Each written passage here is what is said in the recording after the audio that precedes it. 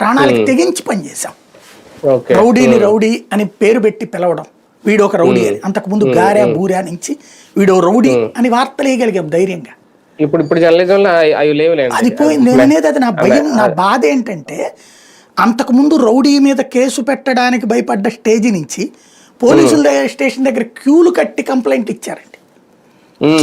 ఆ దెబ్బతోనే రౌడీ, అంతకుముందు నేను రౌడీ అంటే గొప్పగా అనుకుని ఫీల్ అయినోడు కూడా కంట్రోల్ అయ్యాడు, ఫ్యాక్షనిస్ట్ కంట్రోల్ అయ్యాడు. బట్ దాదాపుగా ఆ టైం గోల్డెన్ పీరియడ్ అనాల, సెట్ అయ్యింది అనుకున్నాం. ఇవాళ మళ్ళీ మొదటికి వచ్చేసిందండి. ఇవాళ రౌడీజం చేస్తే పత్రికలు సమర్థిస్తుంటే టీవీలు సమర్థనగా డిబేట్ చేస్తుండే, ఎందుకంటే సిగ్గుచేటైన వ్యవహారమే ఉంది. ఇవాళ ఎవడి మీద కొడితే వాడు కొట్టాడంటే దాంట్లో వైసీపీ వాడు ఉన్నాడంటే ఈడు లేదు టీడీపీ వాడు అన్నాడు. ఏంది ఇది? మనిషి ప్రాణం పోతుంది. ఆయన ఎవరు పాపం? Satavahana college principal. ఏంటంటే అసలు మనం ఎక్కడున్నాం, ఏ సమాజంలో ఉన్నాం మనం? బిల్డింగ్ కూలగొట్టేస్తారు, ఎప్పటికీ ఓపెన్ గా బెదిరిచ్చేస్తారు. ఏం ఎక్కడున్నాం మనం? అడవుల్లో ఉన్నామా, నిజ జీవితంలో ఉన్నామా?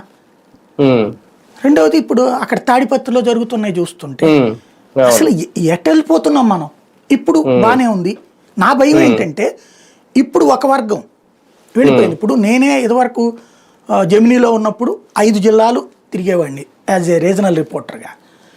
సంతమాగలూరు ఆ చిన్న ముఠా పెద్ద ముఠా మీదన ఇదండి సంగతికి స్టోరీ చేసినవాడిని.